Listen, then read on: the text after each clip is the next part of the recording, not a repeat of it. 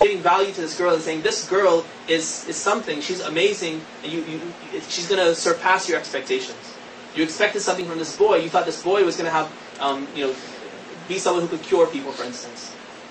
But what you got in exchange is a girl who is Sayyidatun Nisa al-Alameen. Or actually, Sayyidatun Nisa al-Alameen for her own time. Right? She's the best of all women up to her time. You got a girl who's going to be, who miraculously, as a virgin, who's going to give birth to one of God's greatest prophets. Right? You got a girl who's going to be provided for directly by Allah, miraculously. She's going to be provided her sustenance. Right? Something like that. Right? That's the girl that you got. So the boy you expected is nothing compared to the girl that you got. That's really what the verse is saying. لَيْسَ الذَّكَرُ كَالْأُنْثَى. Recite salawat, please.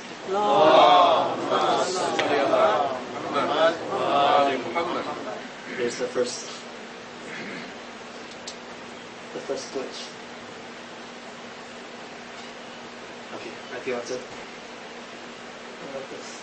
Right, let me share the last verse with you, and then and I'll close. This last verse is a reference to the infighting that happened amongst the priests. It says, ذَلِكَ مِنْ أَنْبَاءِ الْغَيْبِ نُوحِيهِ إِلَيْكَ وَمَا كُنْتَ لَدَيْهِمْ إِذْ يُلْقُونَ أَقْلَامَهُمْ أَيُّهُمْ يَكْفُرُ مَرْيَمَ وَمَا كُنْتَ لَدَيْهِمْ إِذْ يَخْتَصِمُونَ. It's from Al Imran also, but it's the end of the story in Al Imran, verse number 44.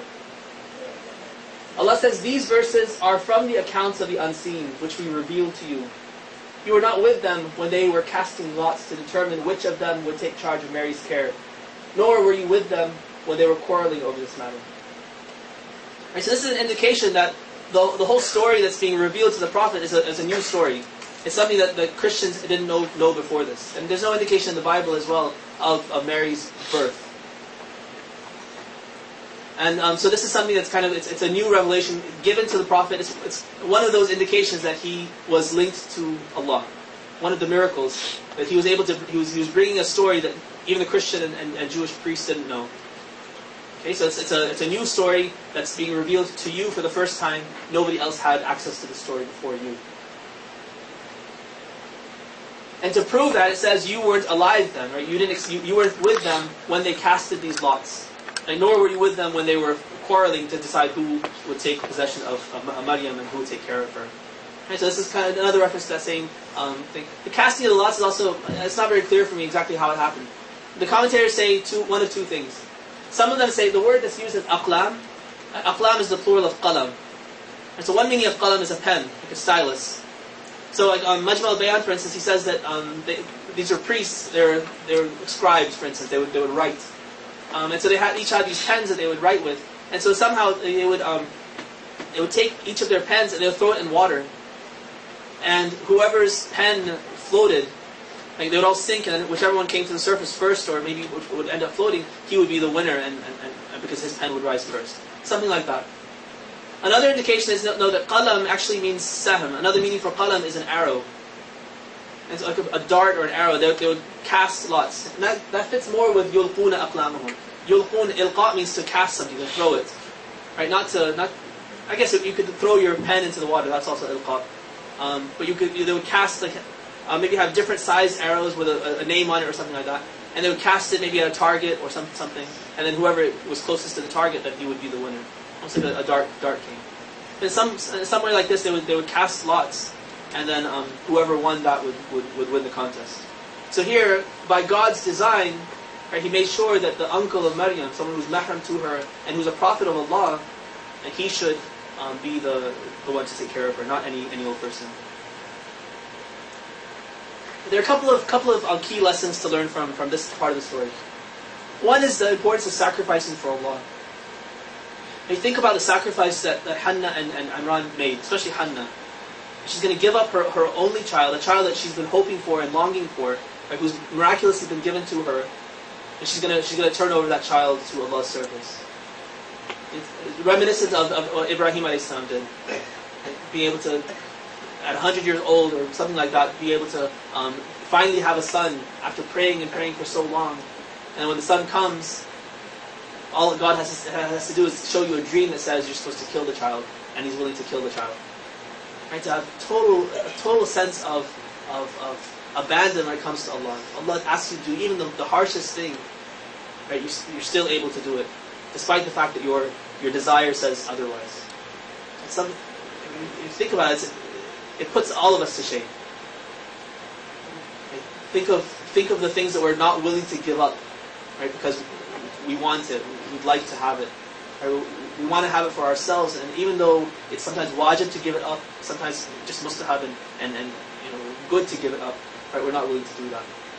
Like charity is one thing. I would venture to say that most of us can probably give up some parts of some of the luxuries that we have. And when you think of the people who don't have even the bare necessities, right?